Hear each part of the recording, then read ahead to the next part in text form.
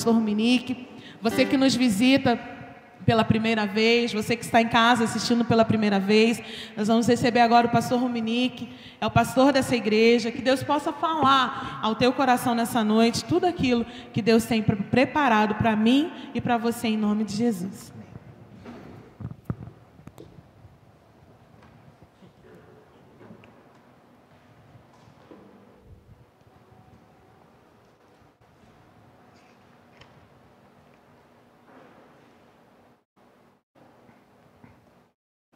Graças a Deus, amém, irmãos? É uma grande alegria poder ter os irmãos mais uma vez juntos, para juntos glorificarmos ao nosso Senhor Jesus Cristo. E nessa noite, uma noite onde nós celebramos a ceia do Senhor, uma noite onde nós trazemos à memória aquilo que Jesus fez por você e por mim, aquilo que Jesus fez lá no Monte Calvário, no Gólgota, no local da caveira, ou seja, na cruz do Calvário, quando Jesus deu a vida por você e por mim, ou seja, Ele tomou o nosso lugar, uma morte substitutiva, substituindo você, eu, todo aquele que nele crê. E foi cantado hoje aqui, foi adorado ao Senhor, esse Deus que nós adoramos e glorificamos. E esse Deus que você exalta, que você glorifica, Ele nos deu a sua palavra, Ele nos deu o seu Evangelho. E eu gostaria que você pudesse refletir o que é o Evangelho de Deus para você. Quando alguém fala que você é evangélico, no sentido de seguir o Evangelho, mas o que é o Evangelho? O que vem a ser isso? O que isso impacta a sua vida? O que isso impacta as pessoas ao seu redor, as pessoas que você ama, as pessoas que estão mais longe, as pessoas que estão mais perto? Como isso muda a sua vida? É muito importante nós compreendermos o que é o Evangelho, o que isso significa para nós. E nessa noite eu quero refletir com os irmãos sobre o Evangelho de Deus. E eu quero convidar você a abrir a sua Bíblia em Romanos capítulo 1, versículo 1 ao versículo 7, Romanos capítulo 1, carta de Paulo à igreja em Roma, capítulo 1, versículo 1 ao versículo 7. Eu agradeço a Deus pela vida de cada visitante que está conosco nessa noite. Deus abençoe a vida dos amados irmãos e irmãs. É uma grande alegria nós podermos receber cada um de vocês aqui nessa noite. Me agradeço a Deus pela vida dos irmãos que estão também cultuando ao Senhor de maneira online em seus lares. Romanos, capítulo 1, versículo 1 ao versículo 7, diz a palavra do Senhor, assentado como os irmãos estão.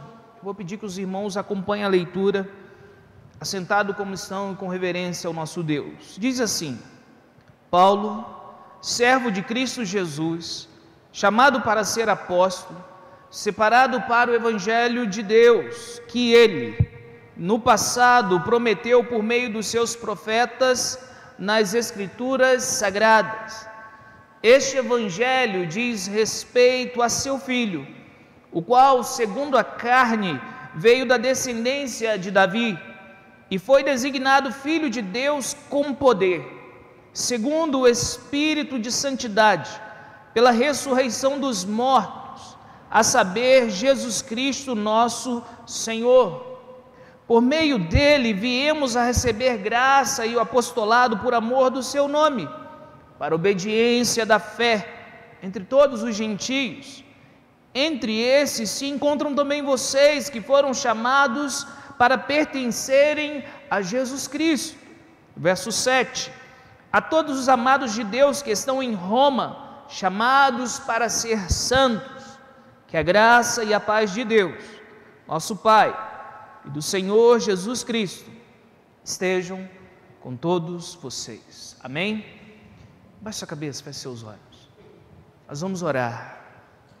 E eu quero convidar você, nessa oração, a pedir ao Senhor que Ele fale com você.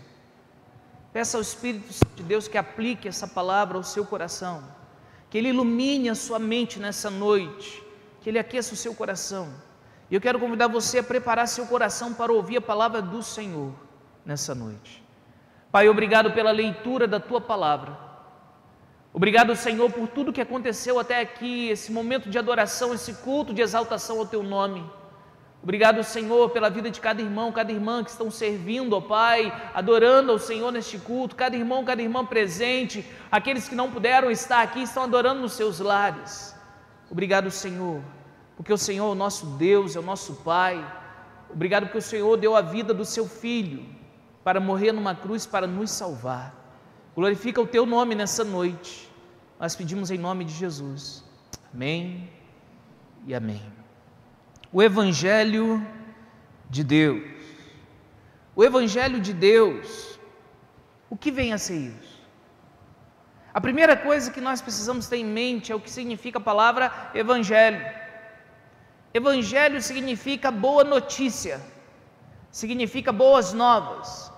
Então, quando alguém leva um Evangelho, aquela pessoa está levando uma boa notícia, ela está levando uma boa nova, ou seja, ela está levando algo que vai alegrar a pessoa que vai ouvir aquele Evangelho. E no tempo que é escrita essa carta, haviam muitos evangelhos no Império Romano, os evangelhos que eram emitidos, pelo imperador, para o povo. Nem sempre esse evangelho para o povo era uma coisa boa, mas era uma notícia que muitas vezes era chamada de boa notícia. Mas conosco é diferente, porque para nós que recebemos esse evangelho de quem? Não do imperador, não de um rei, não de um homem comum, não. O Evangelho de Deus, uma boa notícia. Quando Jesus nasce, diz Lucas capítulo 2, versículo 10 e versículo 11, os pastores estão ali pastoreando seus rebanhos próximos de Belém, e o anjo aparece para eles e fala o seguinte com eles. O anjo, porém, lhes disse: não tenham medo, estou aqui para lhes trazer o quê? O Evangelho, uma boa nova, uma boa notícia de grande alegria, que será para todo o povo ou somente uma pessoa? Todo o povo. E qual é esse Evangelho? É que hoje, na cidade de Davi, lhes nasceu o Salvador, que é Cristo, o Senhor. Note que essa é uma grande notícia, de quê? De grande alegria. Eles traz o quê? O anjo, um Evangelho, uma boa notícia, de grande alegria. Quem nasceu? Jesus. Jesus nasceu. E quem é Ele? Ele é o Salvador, Ele é o Cristo, Ele é o Senhor. Mas eu gostaria que você pudesse ter uma compreensão mais ampla sobre o Evangelho de Deus, olhando para toda a Bíblia e podendo entender e compreender, quando você lê toda a Sagrada Escritura, o que é o Evangelho de Deus. O Evangelho é Deus contando de maneira progressiva a história da salvação da humanidade. Quando você pega a Bíblia, esse livro que você tem, e você lê um texto igual o texto que nós lemos hoje, bode para lá, bode para cá. Você achou estranho aquele texto? Coloca a mão na cabeça do bode, mata um novilho, e aí você para ler esse texto e fala assim: nossa, como que esse texto aplica a minha vida? Hoje, nesse momento que eu estou vivendo aqui. Por isso é importante nós termos uma compreensão do Evangelho de Deus em sua magnitude, ou seja, também na sua amplitude. E a gente ter uma visão correta de toda a palavra de Deus. Então, em primeiro lugar, o Evangelho é uma boa notícia. Então vamos para o texto, Romanos capítulo 1. Paulo começa dizendo assim, ele está escrevendo para a igreja de Roma, e ele começa dizendo: Paulo, servo de Cristo Jesus, chamado para ser apóstolo, separado para o Evangelho de quem? De Deus. Então Paulo, ele está mostrando as suas credenciais. Foi ele que foi chamado, foi separado. Ele teve um encontro com Jesus no caminho de Damasco, mas ele diz quem ele é. E ele começa dizendo: Paulo, servo de quem? Cristo Jesus. A palavra servo é escravo. Paulo está dizendo para a igreja de Roma: esse que está escrevendo para vocês é um escravo de Jesus. E a igreja de Roma, ela compreendia muito bem o que Paulo está escrevendo para ela. Por quê, pastor? Porque em Roma, a grande maioria das pessoas que moravam ali eram escravas. E um escravo, ele dependia do seu senhor para comer, ele dependia do seu senhor para se vestir, ele dependia do seu senhor para o local que ele ia morar e ele ia dormir. A vida do escravo estava na mão do seu senhor. A minha pergunta para você nessa noite é: que diferença essa teria entre nós e Jesus? Nós dependemos de Jesus para tudo. Tudo que você tem é pela graça do Senhor sobre a sua vida. Pastor, mas eu trabalhei muito, eu ralei muito, eu estudei, eu fiz uma faculdade, eu me dediquei. Deus deu força a você para fazer tudo isso, amém? Deus te deu sabedoria, você se esforçou, amém? Mas lembre-se, quem dá força para a gente trabalhar é quem, irmãos? Deus. Quem nos dá saúde? Deus. Tudo que temos e que somos, nós temos que ser gratos a Deus. E Paulo, ele foi alguém enviado. Por quê? Porque ele foi chamado para ser um apóstolo. Ele foi como um daqueles nascidos fora de tempo, porque ele tem um encontro com Jesus depois que Jesus já subiu aos céus, que é no caminho de Damasco, que é quando acontece a conversão dele. Ou seja, ele é um dos apóstolos, e ele diz, olha a palavra do Senhor comigo: separado para o evangelho de Deus, que ele no passado prometeu por meio dos seus profetas nas escrituras sagradas. Então, um aprendizado para a nossa vida: esse evangelho não saiu da cabeça de Paulo de uma hora para outra. Esse evangelho foi prometido, diz as Sagradas Escrituras, por seus profetas. Os profetas de quem? De Deus. E aí é importante nós olharmos para a palavra do Senhor. E você lembra o que aconteceu lá no Jardim do Éden, quando Adão e Eva comeram da maçã? Não, do fruto do conhecimento do bem e do mal. E havia ali uma aliança do homem com Deus. E olha o reino de Deus no Jardim do Éden. Ali você tem Adão e Eva, o povo de quem? De Deus. E aonde eles estão? No Jardim do Éden. E Éden significa gozo, alegria. Eles estão no Jardim da Alegria. Então é o povo de Deus no lugar criado por Deus. E eles estão sob o governo de Deus, estão debaixo da autoridade de Deus. É o reino, de maneira perfeita. O povo de Deus, no lugar criado por Deus, sobre o governo, ou seja, debaixo da autoridade de Deus. Mas eles se rebelam, porque havia uma palavra de Deus para eles: vocês não podem comer da árvore do conhecimento do bem e do mal, podem comer de todas as outras, menos essa. E o que eles fazem? Eles acreditam na serpente. Não foi isso que Deus disse. Vocês podem comer de nenhuma árvore. E aí Eva disse: não, a gente pode comer, só não podemos comer de uma, aquela que está no meio do jardim, a árvore do conhecimento do bem e do mal. Deus disse isso porque Ele não quer que vocês sejam igual a Ele, que vocês não sejam como Ele. O que a serpente fez? Ela plantou uma dúvida na cabeça de Eva. Que dúvida é essa? Que Deus é mentiroso. E o que hoje a serpente faz? A mesma coisa. Quando Deus diz para você: olha, o melhor lugar para você estar é na minha presença, a serpente diz: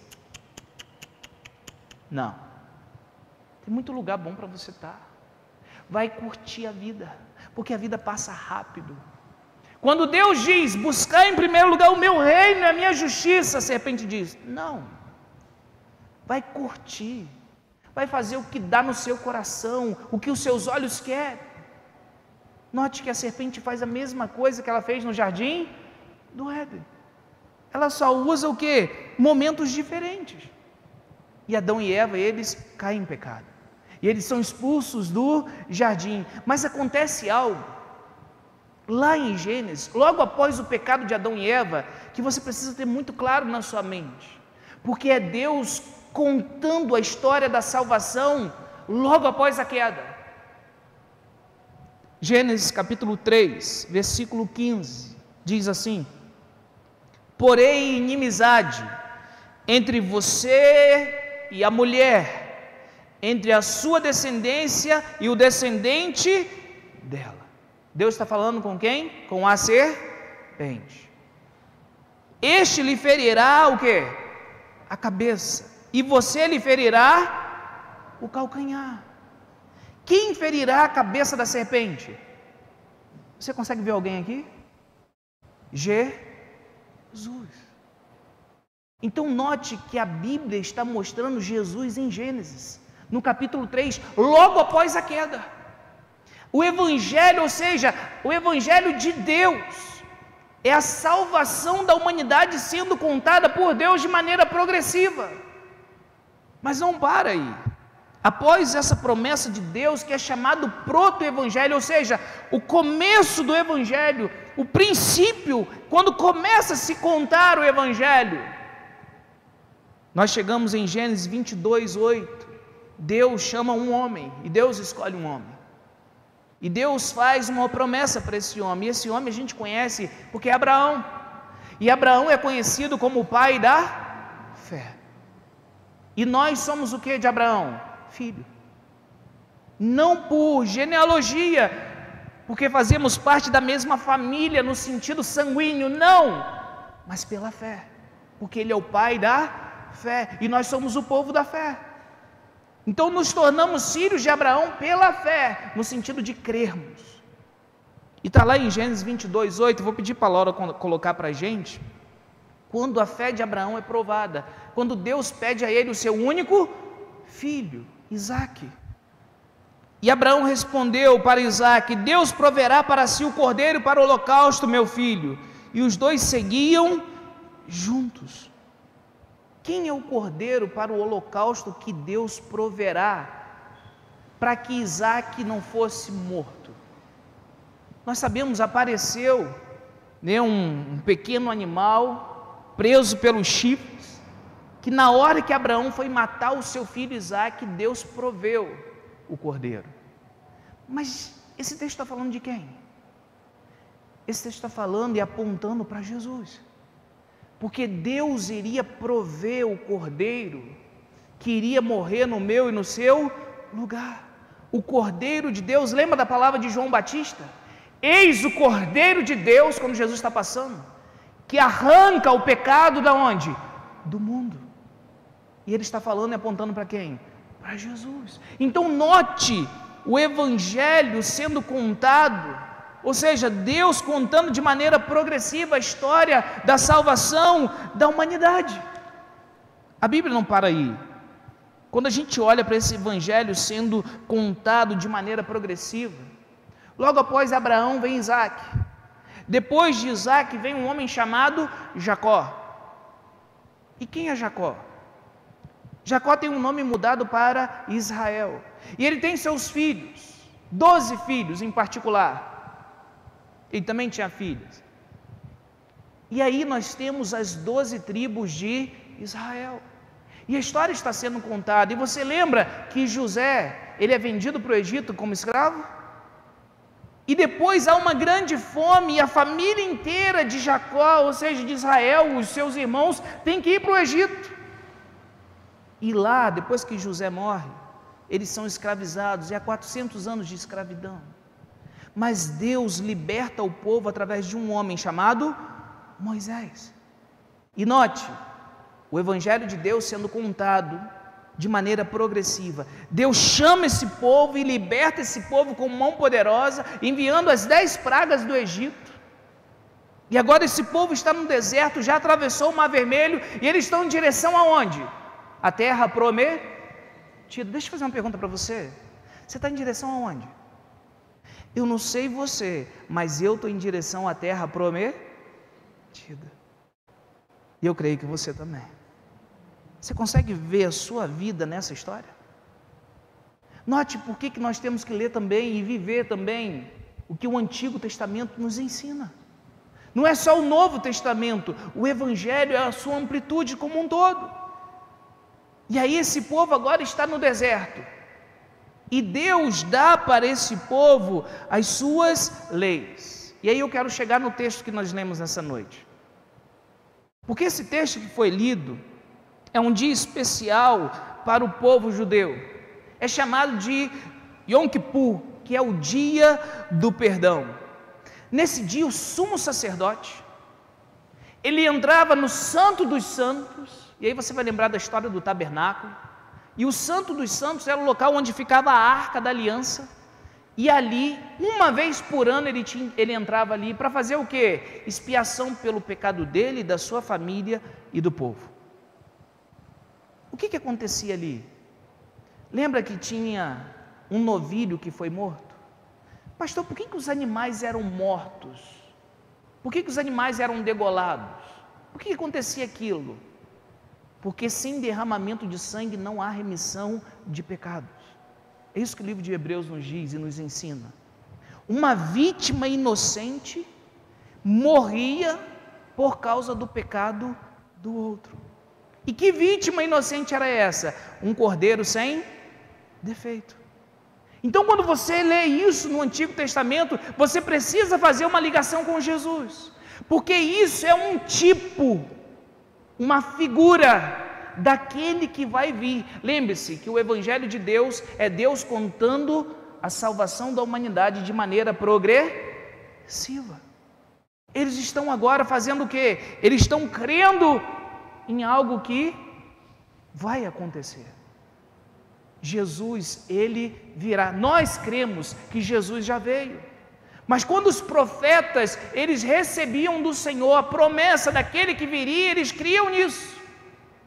E aqueles que estão ali vivendo aquele momento, eles criam uma palavra de Deus, daquilo que eles estavam fazendo. E aí acontece algo interessante, porque era necessário ter 2 bodes. Já ouviu a história que fulano foi bode expiatório? Sai daqui.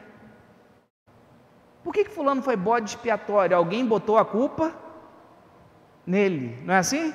Alguém botou a culpa em fulano, em Beltrano. Ele foi bode expiatório na história. O bode expiatório sai daqui, desse texto. Por que o bode expiatório sai daqui?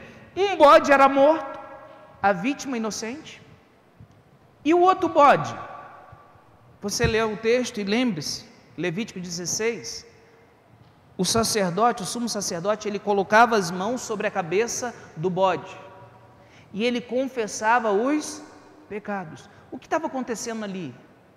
A ideia é a transferência do pecado para a vítima inocente, uma figura, uma tipologia daquilo que um dia iria acontecer, iria ser consumado. O que? Jesus tomando sobre si o seu pecado e o meu pecado. O que Jesus fez na cruz do Calvário foi uma figura sendo demonstrada lá no Antigo Testamento. Então, quando fazia-se aquele momento, onde se fazia como se fizesse aquela passagem do pecado, soltava o bode para uma terra, e ele ia embora, o bode expiatório, o bode que iria fazer o quê? Levar embora a iniquidade. Jesus é o Cordeiro de Deus, que tira o pecado do mundo.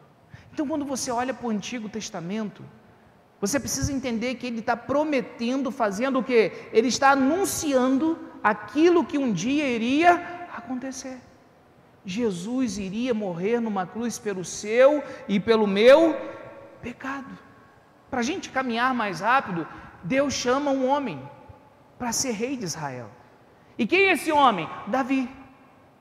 E Deus chama esse homem chamado Davi, mas havia uma promessa para Davi.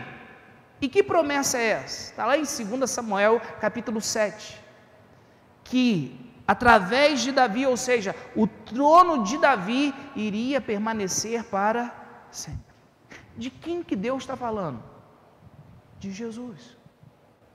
Lembre-se o que diz Mateus capítulo 1, Jesus filho de Davi. Não se esqueça disso. Por que Jesus filho de Davi? Porque ele é da genealogia de Davi como homem. O texto que nós estamos lendo, ele diz, olhe comigo novamente na sua Bíblia, Romanos capítulo 2, capítulo 1, verso 2, que ele no passado prometeu por meio dos seus profetas nas Escrituras Sagradas. Este evangelho diz respeito a seu filho, ou seja, Jesus, o qual segundo a carne, ou seja, aquele que nasceu igual nós nascemos, é claro que nós sabemos que Jesus foi concebido pelo Espírito Santo, veio da descendência de Davi. Por que o reino de Davi, ele não vai ter fim? Porque Jesus é o filho de Davi. Ele é o rei que vai reinar para todo o sempre. E como que você sabe que o reino chegou na sua vida? Porque Jesus, ele diz, arrependei-vos porque é chegado o reino de Deus. O reino chega na sua vida quando você crê no rei e o rei passa a governar a sua história. O reino chegou. Quando você se rende a Jesus e você entrega a sua vida para Jesus, o reino chegou. Por quê? Porque o rei está reinando na minha vida e no meu coração. Porque agora as minhas decisões estão submetidas ao rei, que é Jesus, o rei do universo, aquele que governa todas as coisas, mas que muitos ainda se rebelam contra ele. Por isso o texto diz, arrependei-vos, porque é chegado o reino de Deus. E isso, irmãos, nos dá uma amplitude do Evangelho de Deus. No Antigo Testamento, está sendo profetizado, está sendo anunciado aquilo que iria acontecer. Então você tem figuras. Eu falei na quarta-feira, hoje pela manhã também com os irmãos no culto da ceia, que quando nós vemos Davi vencendo o gigante Golias, às vezes nós pensamos somente nas nossas vitórias particulares do dia a dia. Você precisa vencer os seus gigantes, não é isso? Mas nós vemos ali uma figura de Jesus vencendo o gigante que nos afligia. Que gigante é esse? A morte. Ele já pagou o preço pelos nossos pecados. E qual o salário do pecado? A morte. Jesus venceu a morte quando ele triunfou ao terceiro dia. Amém, igreja? Então note, quando você lê a Bíblia está falando sobre Jesus. De Gênesis a Apocalipse, a Bíblia está falando sobre Jesus. E aí nós chegamos no âmago, no centro do Evangelho. Olhe comigo, está aí na palavra do Senhor, versículo 3. Este Evangelho diz respeito a quem? Seu filho. Quem é seu filho? Jesus. O qual, segundo a carne, veio da descendência de Davi e foi designado Filho de Deus com poder, segundo o Espírito de Santidade, pela ressurreição dos mortos, a saber, Jesus Cristo, nosso Senhor. Quando Jesus, ele ressuscita ao terceiro dia, ali tem algo incrível que nós não podemos perder de vista. Significa que o sacrifício pelo seu pecado e pelo meu pecado foi aceito. A ressurreição de Jesus é o amém de Deus.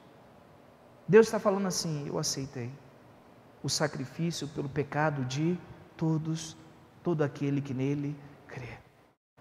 Então todo aquele que está em Jesus, que entregou a sua vida para Jesus, não tem condenação sobre essa pessoa. Por quê, pastor? Porque Jesus pagou o preço do pecado que você cometeu na sua vida.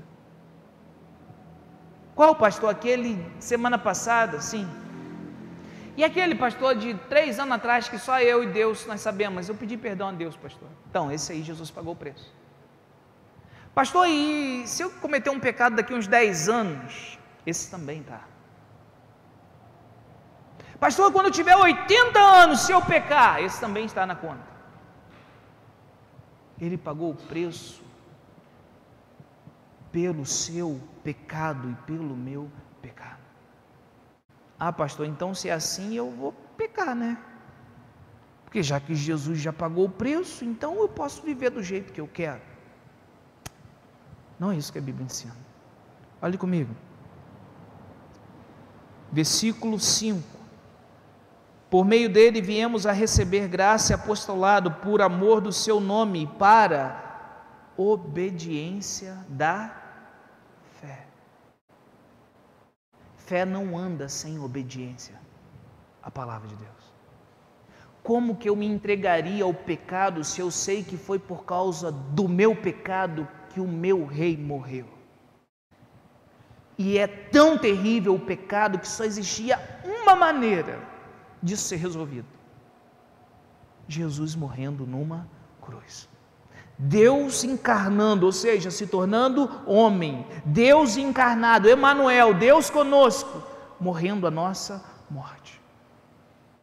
Então, eu fui liberto das garras do pecado, das garras de Satanás, ou seja, eu fui tirado do Egito e das mãos de Faraó. E agora eu vivo, não para mim mesmo, mas eu vivo para aquele que morreu por mim.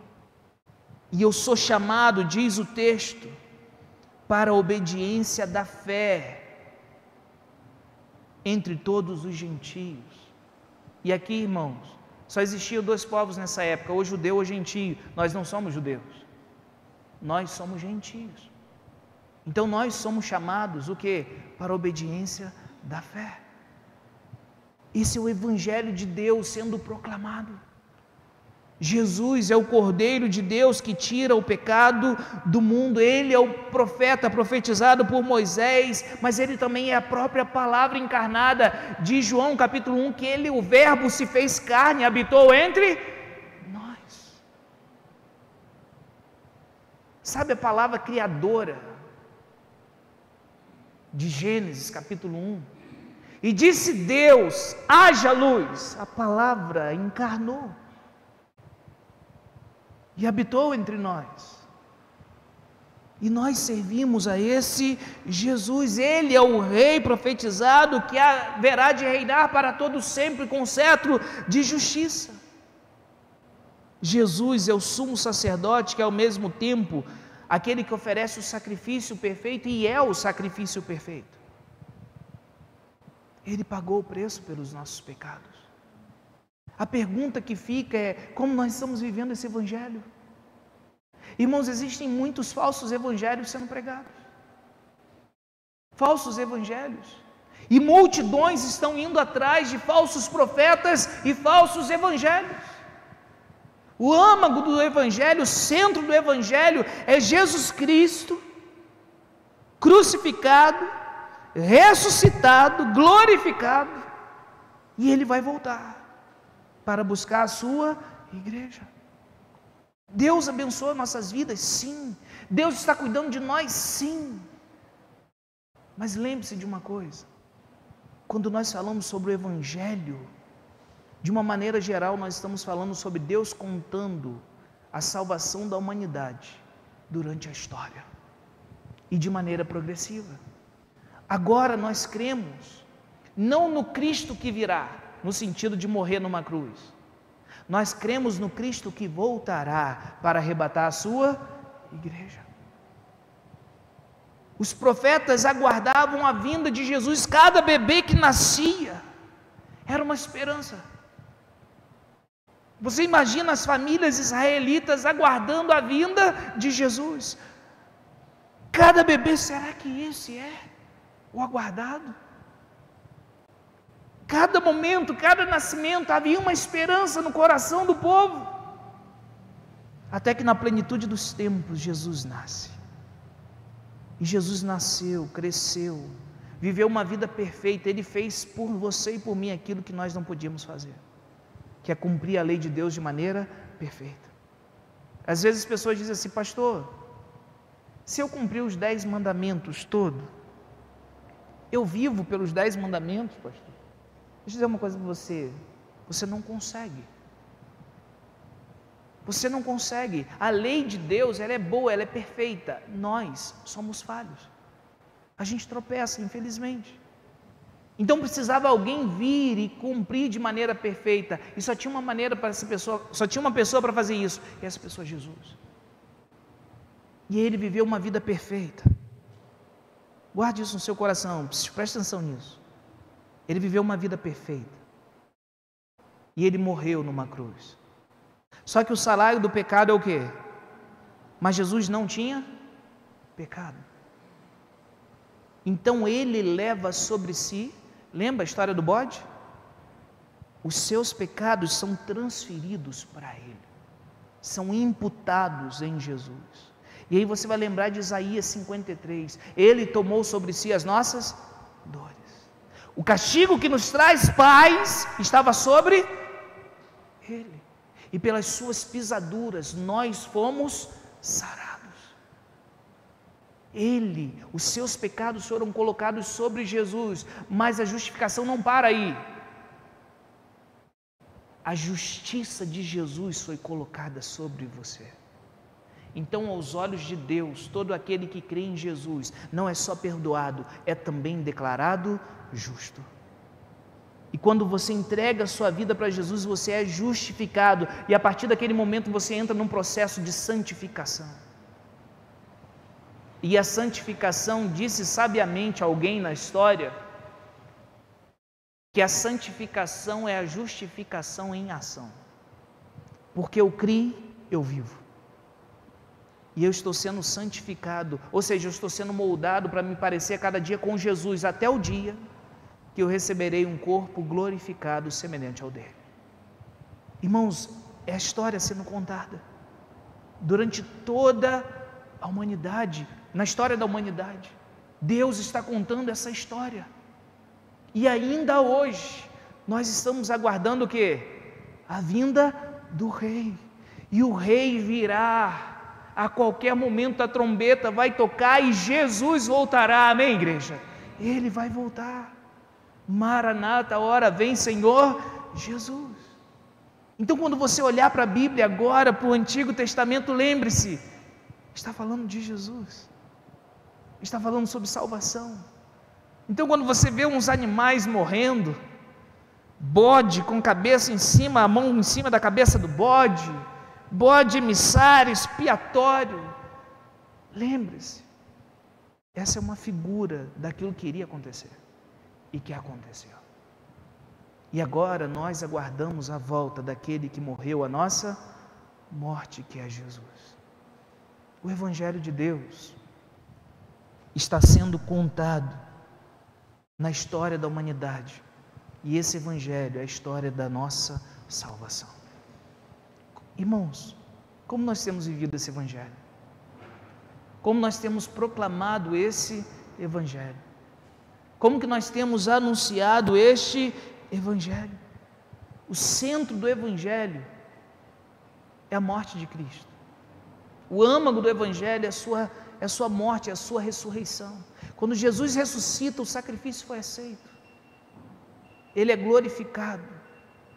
Ele sobe aos céus. Ele está onde agora? À destra de Deus. E ele vai voltar para buscar quem? A sua igreja. E como nós estamos vivendo esse Evangelho? Eu termino nessa noite, versículo 5 em diante: por meio dele viemos a receber graça e apostolado por amor do seu nome, para a obediência da fé entre todos os gentios. Entre esses se encontram também vocês, que foram chamados para pertencerem a Jesus Cristo. A todos os amados de Deus que estão em Roma, chamados para ser o quê? Santos. Não é para a gente viver de qualquer maneira, não, nós somos chamados para ser santo. E o que é ser santo? Ser santo é ser separado do mundo e ser consagrado a Deus. Quando você ouvir a palavra santificação, santidade, é você se separar do mundo na questão, e é claro que eu estou falando aqui sobre pecado, de uma vida de pecado. Santidade é separação do mundo e dedicação a Deus. Isso é santidade. Você abre mão das coisas do mundo do pecado, você diz não para o pecado e você diz sim para servir a Jesus e se dedicar a Ele. Santificação, consagração a Deus. Nós somos chamados a vivermos em uma vida de santidade. Que a graça e a paz de Deus, nosso Pai, e do Senhor Jesus Cristo estejam com vocês. Irmãos, a grande ideia dessa mensagem para a nossa vida, pode colocar para mim, por favor, é que o Evangelho é a boa notícia da salvação pela fé em Cristo, contada por Deus na história da humanidade. Você pode repetir comigo? Vamos juntos? O Evangelho é a boa notícia da salvação pela fé em Cristo, contada por Deus na história da humanidade. Que história linda! Que algo incrível! Esse Deus que é soberano está no controle de todas as coisas, e nada pode escapar do seu controle. Por isso, Jesus vai voltar.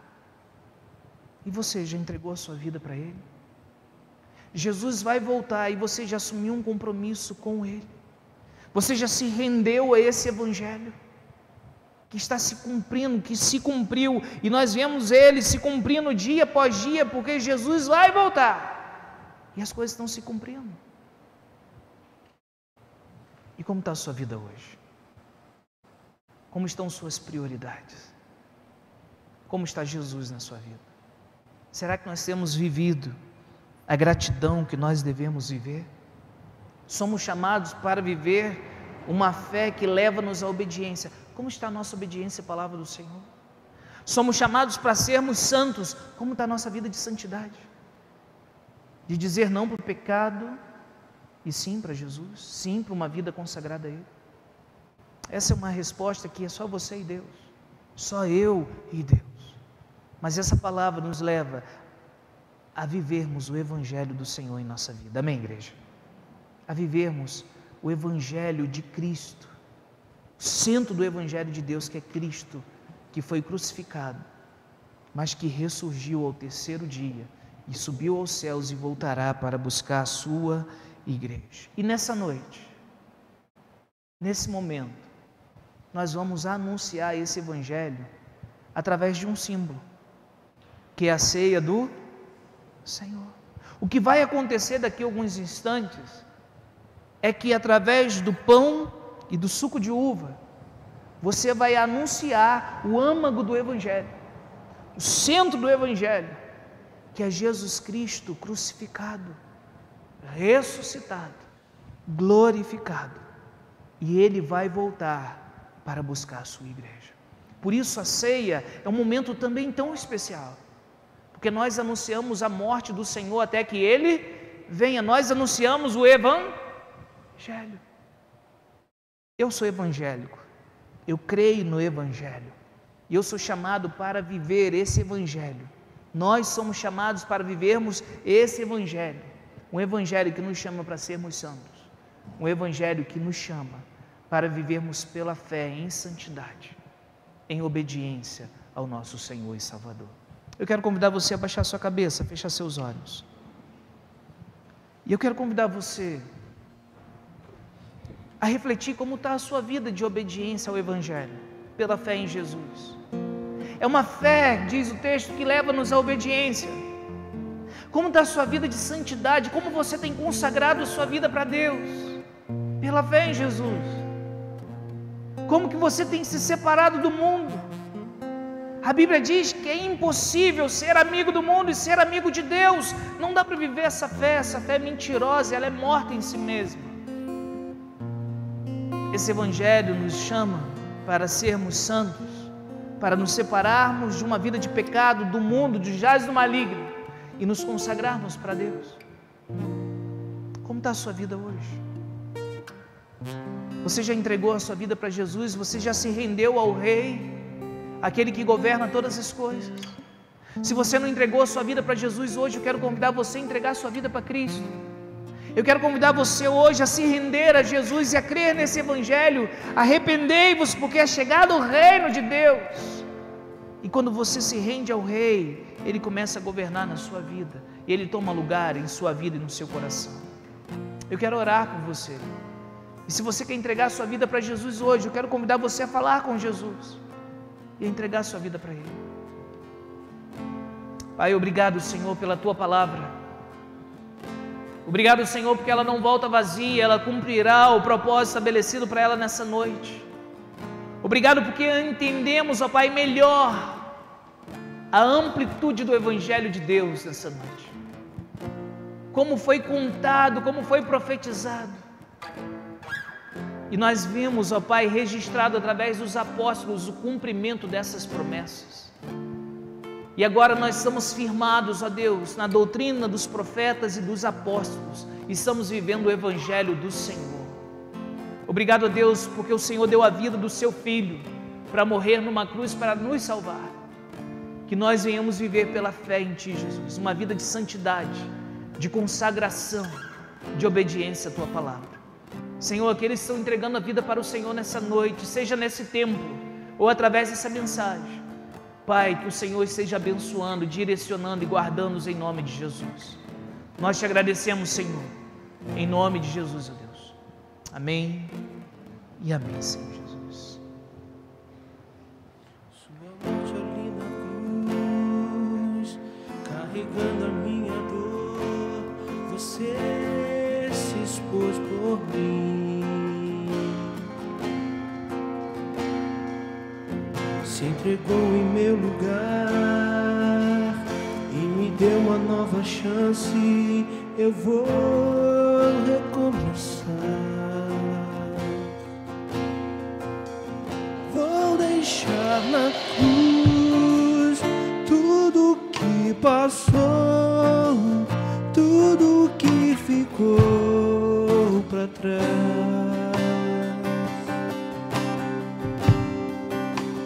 Olho pra você, corro pra você.